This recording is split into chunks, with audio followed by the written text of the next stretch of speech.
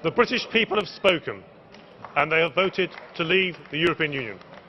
And whatever our personal views, we should now all respect the democratic will of the British people and work together and move on. I know there is surprise, shock and lots of emotion on both sides of the Channel, and there will be many attempts to replay both the referendum campaign and history. Only in the last few days I've heard people say, what if British politicians had been more honest with the British people about the political dimension of the EU and the dream of the United States of Europe? What if the EU had offered more in negotiations with the British people? But that is all now in the past. Now politicians in the UK and the EU both need to look to the future. And both sides of the Channel, we need to pause and start thinking about our negotiating strategies. Let us think carefully in the short term about the best relationship for us both in the long term. As the Presidency said, cool heads must prevail.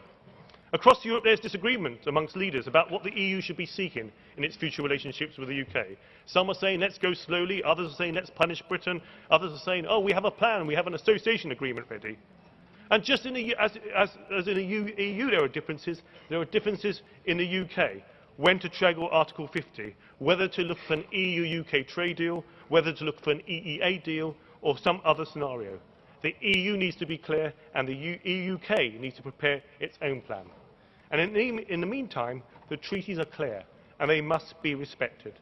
So both the UK and the EU negotiators need to give the market certainty over the timetable for negotiations.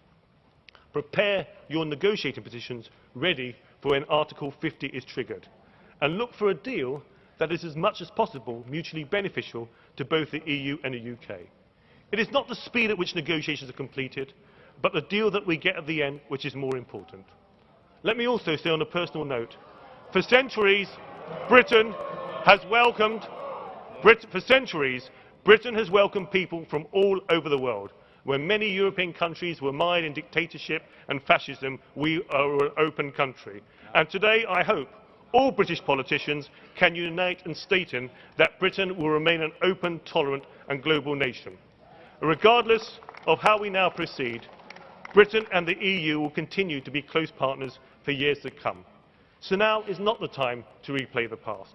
Now is the time to look to the future, to ensure that as we roll up our sleeves and begin negotiations, we in Britain become good neighbours and are no longer reluctant tenants.